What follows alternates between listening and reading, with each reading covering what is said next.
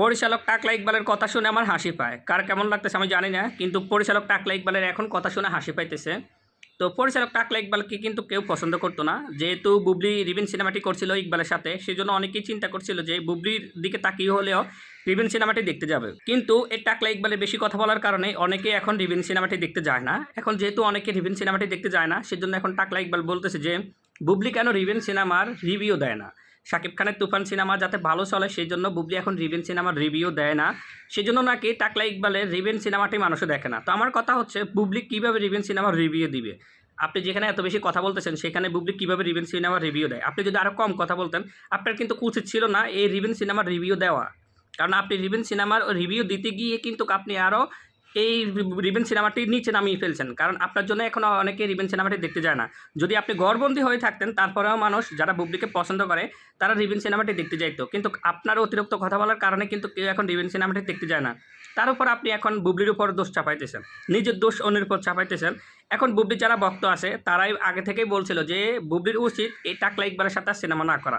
কারণ টাকলা ইকবাল বেশি কথা বলে। এটা আমি গতকালকেও বলছিলাম যে বুবলির উচিত ভবিষ্যতে আর কখনো টাকলা ইকবালের সাথে সিনেমা না করা। কারণ যেখানে সিনেমা করলে বুবলি এখন একজন হচ্ছে বাংলাদেশের ঢালিউড কুইন, তার লেভেল হচ্ছে এখন উপরে। যদি টাকলা ইকবালের সাথে সিনেমা করে তাহলে সে নিচের দিকে চলে আসবে। তো বুবলির উচিত বেছে বেছে কিছু সিনেমা করা, ভালো গল্প মানের দেখে ভালো পরিচালকের সাথে সিনেমা করা।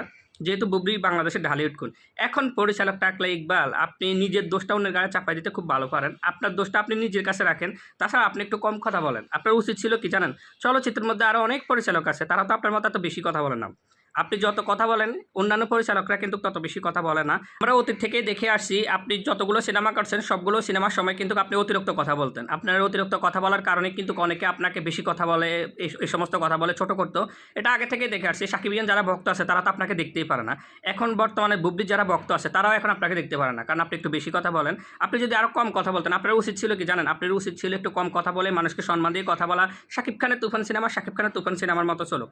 আপনার রিভেন সিনেমার মতো চলুক। কিন্তু আপনি কী করছেন? শাকিব খানের তুফান সিনেমার সাথে পাঞ্জা দিতে গিয়ে এখন আপনি রিভেন সিনেমাতে একটু ডাউন হয়ে গেছে, যার কারণে এখন আপনি বুবলির উপর দোষারোপ করতেছেন। বলতেছেন বুবলি রিভেন সিনেমার রিভিউ দেয় না কেন? শাকিব খানের তুফান সিনেমাটি ভালো চলার জন্য বুবলি রিভেন সিনেমার রিভিউ দেয় না। বিষয়টা তা না। বিষয়টা হচ্ছে আপনি যেখানে বেশি কথা বলেন সেখানে আপনার কথার উপর কেউ কথা বলতে চায় না। কারণ আপনার সাথে কথা বলতে গিয়ে মানুষই কি আরও ছোটো হবে নাকি? কারণ আপনার যে কথাগুলো বলতেছেন এই কথাগুলো আপনি একবার চিন্তা করেন যে আপনি কতটা বেশি কথা বলেন।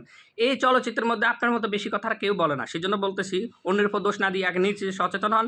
নিজের সিনেমাগুলো কীভাবে ভালো ব্যবহার দিয়ে মানুষ দেখতে পারে সে চেষ্টাই করেন। মানুষকে ছোট করে কথা না বলে। বেশি কথা বলার কারণে কিন্তু রিভেন সিনেমাটি এখন মানুষে দেখে না। এখন বুবলি আপনার জন্য বুবলি বাংলাদেশের মানুষের কাছে ছোট হইতেছে। কারণ ওই যে বুবলি আপনার সাথে সিনেমা করছে, এখন বুবলি আপনি কী হয়েছেন জানি না, তবে বুবলি বাংলাদেশের ঢালিউড কুইন হওয়ার পরেও বুবলি এখন উপরের থেকে নিচে চলে আসছে। কারণ একটু মানুষে এখন বুবলিকে ছোট করে কথা বলতেছে যে বুবলির অভিনয় ভালো না, এটা সেটা অনেকে অনেক ধরনের কথা বলতেছে। কিন্তু বুবলির জায়গা থেকে ভালো অভিনয় করছে। আপনি বেশি কথা বলার কারণে রিভেন সিনেমা কেউ দেখতে যায় না। সেজন্য বলতেছি যদি রিভেন সিনেমা সফলতা না পায় তাহলে আপনার জন্য রিভেন সিনেমা সফলতা পাবে না।